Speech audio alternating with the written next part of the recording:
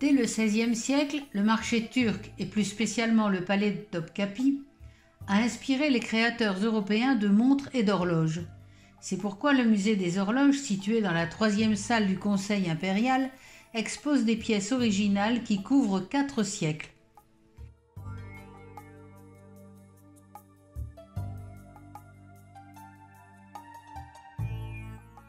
Cependant, les Ottomans ont une longue tradition de marquage du temps, car à chaque mosquée, dès l'origine de l'islam, était attaché un mouvakit, astronome chargé de déterminer l'heure des prières en fonction du cours du soleil.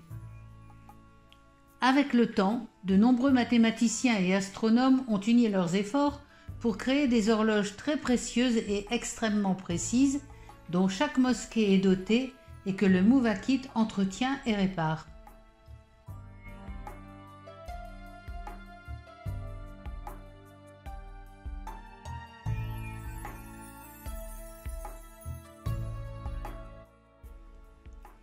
Ces horloges ont un double cadran et un double mécanisme, l'un marquant le temps européen, l'autre le temps des prières. Certaines ont même un 3e mécanisme donnant des indications astronomiques. Elles sont très ornementées et en petit nombre, car souvent ces maîtres horlogers ne faisaient qu'une seule horloge durant toute leur vie.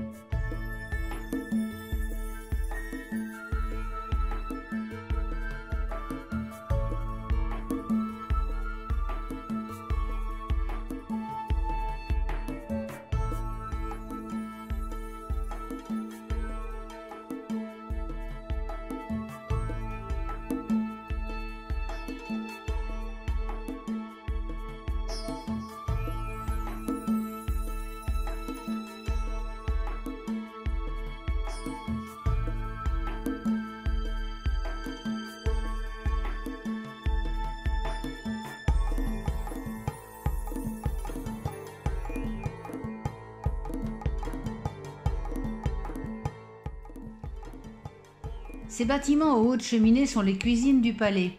Elles abritent une série de collections ayant tout un rapport à la cuisine, à ses instruments et à ses pratiques.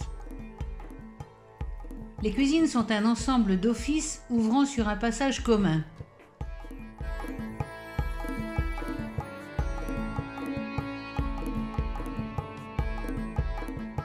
La première est une confiserie, construite vers 1550, se composant de 2 salles couvertes de 4 dômes. On y produisait des pâtisseries, des fruits au sirop ou confits, des sorbets, des lokmas, petits beignets fourrés au miel, et surtout de la halva, une pâte de sésame broyée avec du sucre, diverses graines ou fruits confits. La halva était si appréciée des sultans que chacun, à son arrivée au trône, demandait à son chef pâtissier de créer une nouvelle recette à son nom. 36 types de recettes différentes de halva ont ainsi été créés entre le XVe et le XIXe siècle.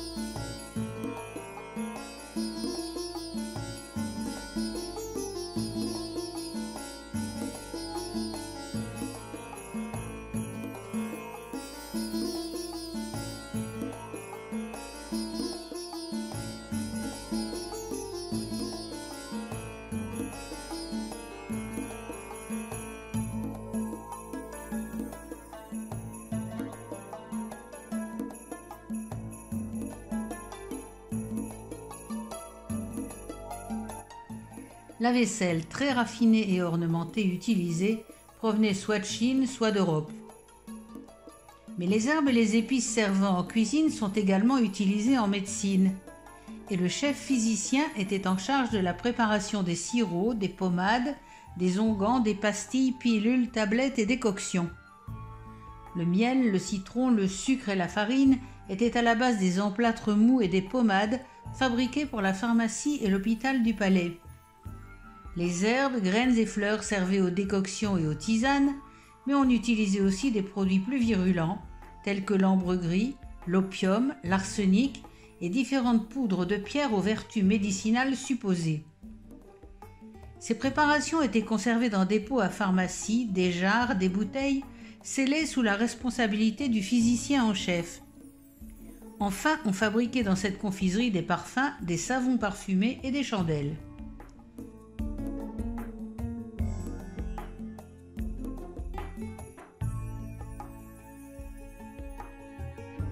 Dans les périodes anciennes, les plats étaient servis sur des tapis de cuir directement posés au sol, les convives assis tout autour en tailleur.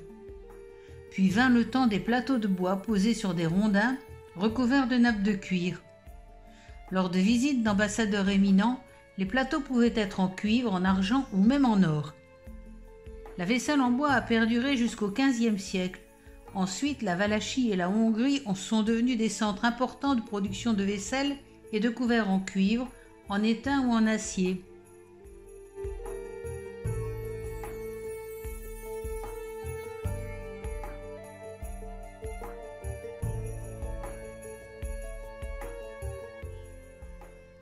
Fin 18e, début 19e, la vaisselle de porcelaine provient soit de Chine, soit d'Europe.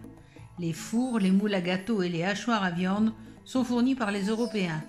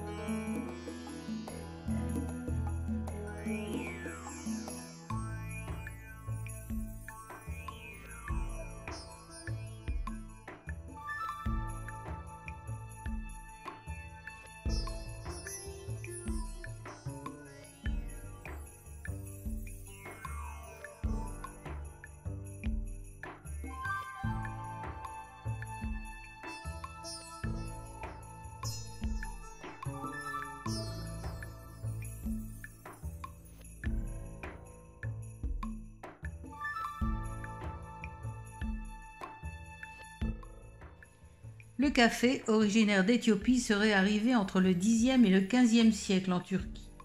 D'abord rejeté comme contraire aux pratiques religieuses, il sera adopté dans la ville dès le XVIe siècle où apparaissent les premiers marchands et les premiers cafés. Le palais suivra où il devient incontournable lors des réceptions d'hôtes de marque ou lors des fêtes privées du sultan et de sa famille.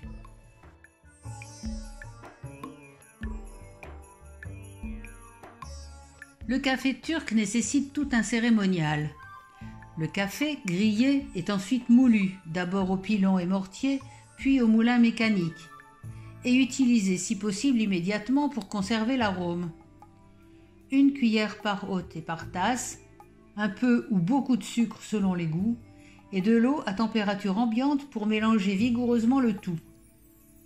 On verse ce mélange dans une petite cafetière en métal avec une longue anse et on la suspend au-dessus du feu. Lorsque l'eau frémit et que la mousse de café se forme, on la répartit dans chaque tasse et l'on remet la cafetière au feu sans agiter le mélange.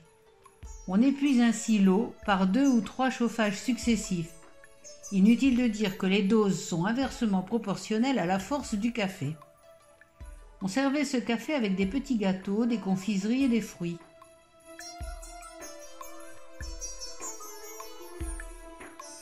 Le tabac est apparu en Turquie à la fin du XVIe siècle et là aussi, tout un cérémonial s'est développé autour des braseros et des pipes à eau. Très vite, le café et le tabac sont devenus indissociables, complémentaires, jusqu'à nos jours.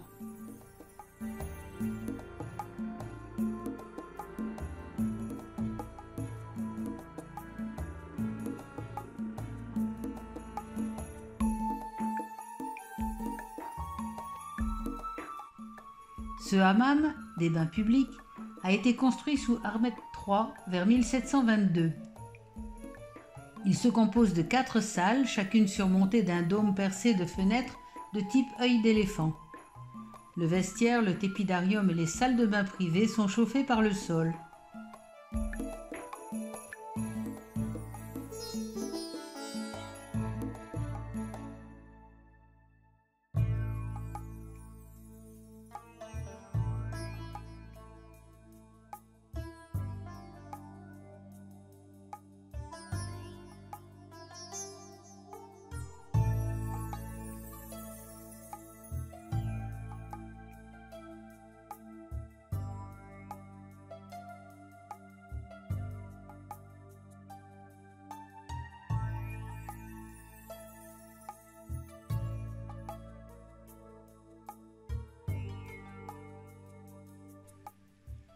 Les denrées alimentaires, les boissons et tous les ingrédients destinés à la table du sultan étaient conservés dans un garde-manger situé à l'intérieur du palais. On y stockait aussi la vaisselle précieuse de porcelaine, d'or et d'argent, et les récipients, marmites et autres casseroles, et sous la responsabilité du chef du garde-manger. Tout ce qui concernait les autres tables du palais pouvait être stocké dans des garde-manger extérieurs. On connaissait le pouvoir du froid pour conserver des aliments, et il existait des salles souterraines dans lesquelles on emmagasinait la neige l'hiver pour servir de réfrigérateur et pour fabriquer des sorbets. On conservait des aliments dans le vinaigre, le sirop de sucre, l'huile, dans des tonneaux, des jarres ou des pots de métal ou de porcelaine.